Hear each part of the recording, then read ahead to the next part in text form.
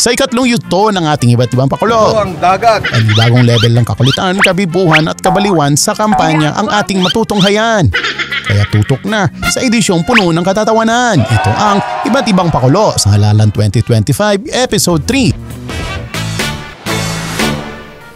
At sa una nating pakulo, Vice Mayor hopeful na si Chi Atienza ang bida rito. Sa gitna ng kampanya, may pabirit ang ating bida. Nagulat tuloy ang tropa sa bigla ang pasing-along niya.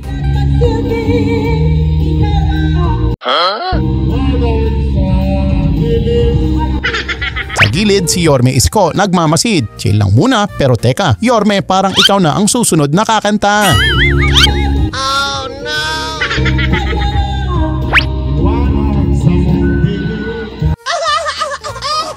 At kung akala niyong singing contest lang ang labanan, aba pati sa paglalaro ng trumpo, si Isko ay hindi magpapatalo.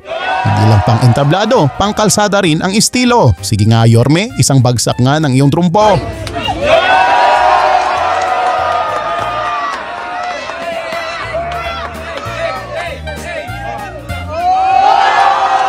Tuloy tayo sa isang kandidato na hindi rin nauubusan ng paandar sa kanyang mga meow-tastic na pakulo, nag-iisang Congress Meow Kiko. Meow. Dahil sa kakamiyaw nitong ating bida, boses niya ay halos mawala na.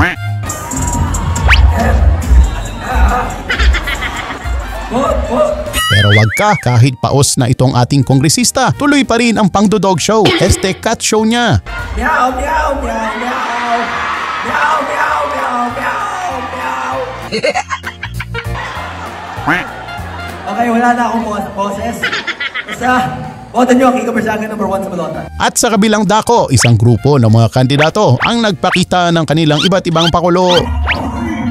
Dito sa alyansa, ang unang bumida, si Pacman, kung saan ang mga kapampangan ay kanyang nililigawan.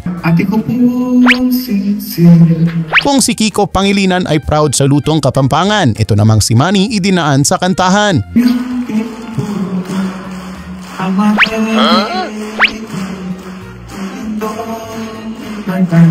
Tama na ang ligawan, Manny, parinig nga ng inyong plataforma dyan. Sa Sarangani po, Jensan, marami na pong pamilya ang nabigyan natin ng pabahay. Okay. Pero, ang pinakanais ko po buong Pilipinas, ang bawat pamilya magkaroon ng sariling tahanan. Kaya mo gawin? Kaya mo?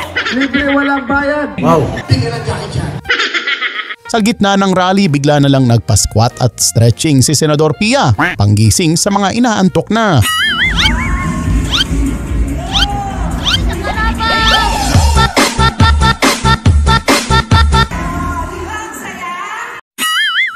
At kung si Pia ay nagpagising ng katawan, ito namang si Bong Revilla ginising ang buong bayan.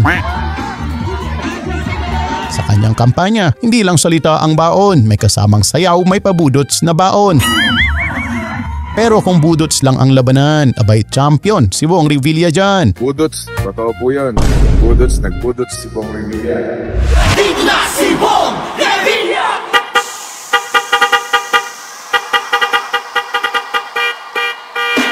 Bong Revilla, siya si Bong Revilla. Bong Revilla, siya si Bong Revilla. Bong Revilla, siya si Yun, nagbudot si Bong Revilla sa Senado. Kaya ayos yan, kaya magbudot sa tayong lahat. At sa gitna ng kanyang pag-iikot, aba si Kuya bigla na lang sumulpot. Ginagawa mo. Hinamon ng budot si Revilla, kaya no choice itong ating bida. Dan showdown ay simula na. Round 1. Fight!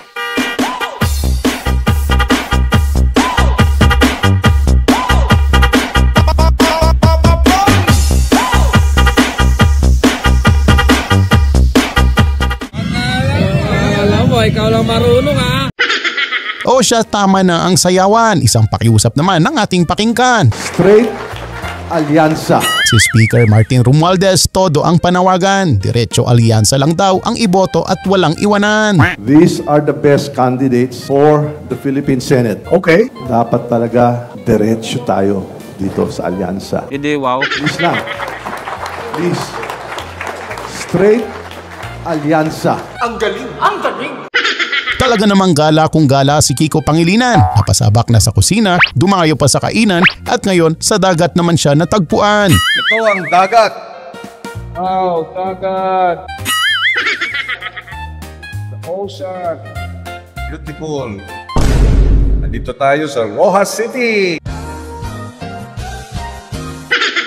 Mula sa dagat na kay ganda, ngayon sa palengke naman siya nagpunta. Itong ating aspiring senador nakakita ng mustasa at biglang naalala ang pampabatikos sa kanya. Do you remember this? Mustasa? Hindi to dahon ng saging, ha? Pero hindi pa dyan nagtatapos dahil itong ating bida sa bashers ay may patama. Kaya kayong mga nag-fake news, tigilan ng biro. Gusto lang tayo sa totoo. Please. Kaya pagka nakuha nito, kumustasa! Kumustasa! Tayo na't makidayo sa lungsod ng mga tiga-Pasigueño. Ang aspiring Mayora Sara Diskaya may pakiusap sa masa. Dapat tulungan niyo rin ako. Ibibigay ang lahat pero tulungan nyo rin daw siya makaangat. May problema yung right of way niyo. Tama ba? Gusto niyo pag kami ipinalad asikasuhin natin kaagad to. Asikasuhin natin kaagad. Kailangan tulungan niyo kami. Itong open space, binabayaran niyo daw doon ng ano. Gusto niyo i-waive natin pag ako ay pinalad? Wow. I-waive natin? Waive natin. Parang hina I-waive natin. Ikaw nga sumagot sa tanong. Gusto niyo i-waive na natin? Ay, dapat tulungan niyo rin ako. Napasabak naman sa tawan si Luis Manzano sa gitna ng kanilang kampanya. Pudots ang sumalubong sa kanya. Pa-shy type at first pa itong ating bida. Pero kung gumiling, daig pa si Revilla. Pinatawag po natin ang upong Vice Gobernador ng lalawigan ng Batangas, Luis! Luis! Luis! Manzano! Manzano! Luis! Manzano! Vice Governor Luis Manzano!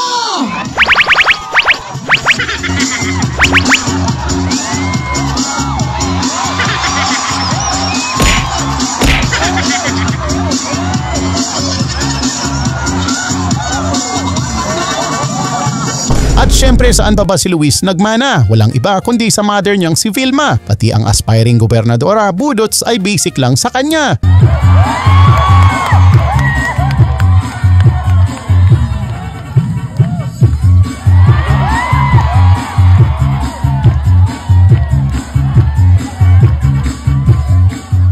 Tila ayaw pa magpaawat ng ating gobernadora. Luis, baka pwedeng maawat ang iyong mudra.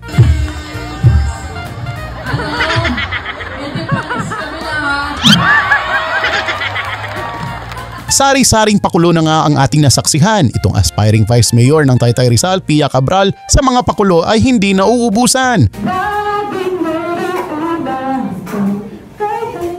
Sasayawan man yan, sa basketball, maging sa chismisan ay present ang ating bida dyan. Talagang nakakapagod mag-ikot-ikot, tamang-tama magpahilot. At dito na nagtatapos mga eksenang hitik sa kaganapan. Sa ating paghahanap, good vibes ang natagpuan. Kaya huwag kalimutang mag-subscribe at mag-like para laging updated sa mga kwelang eksena. Hanggang sa muli mga tropa!